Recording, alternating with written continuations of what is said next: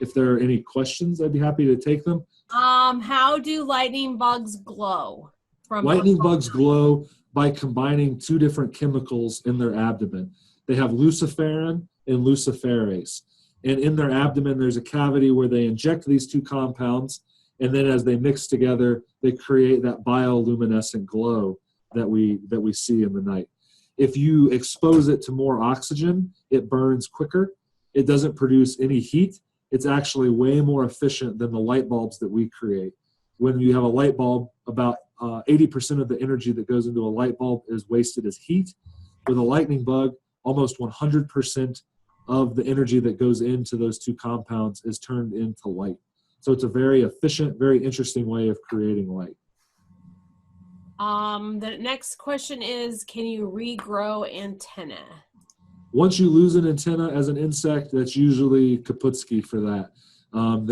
There's not a chance as an adult to molt again and regrow antenna. So no, once they lose that, they're going through the world with just one antenna at that point. And then where would you place Protura, Diplura, and Columbia? Columbula, Diplura, and Protura are a part of Hexapoda, which is the larger group that insects are a part of.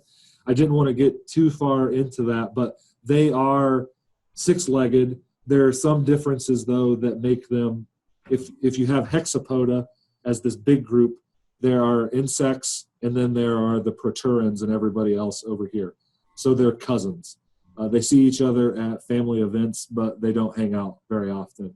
They're related, but not super closely related. That's a very good explanation.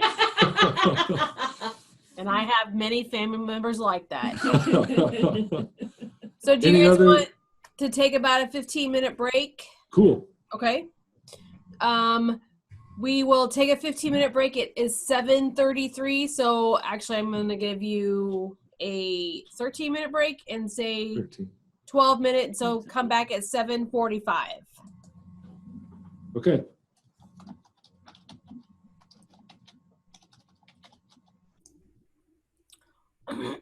Well, you might just want to talk about them because not everybody would have seen you typing them.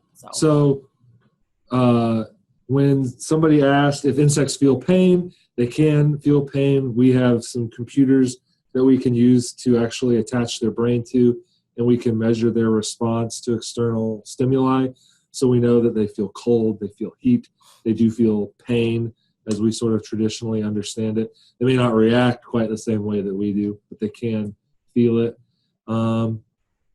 Somebody asked, on average, how long do insects live? And insects live just about one growing season. If it's something that overwinters as an adult, they can live for maybe a full calendar year or so. But for the most part, it's the summer, and then at the end of the summer, they perish. There are some insects that are longer lived. If you've seen periodical cicadas in videos before, or if you've visited the eastern portion of the state or other states, you may have seen periodical cicadas before. They live for 17 years. And then we have some termite queens that can live in tropical areas that can live like 20 or 25 years sometimes, a long time. Somebody asked if all the efforts that we do to remove insects that live on plants or in houses are insect populations diminishing. And the truth is no, that for the most part, insects are very resilient.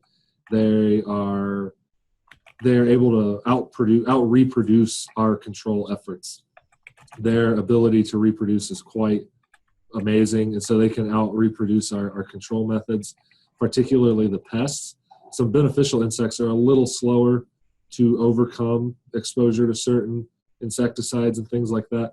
We're actually going to talk about that with the bees here in a moment. So sometimes they're harmed, but they're amazing and resilient, so they almost always bounce back, even the good ones that get harmed by the insecticides.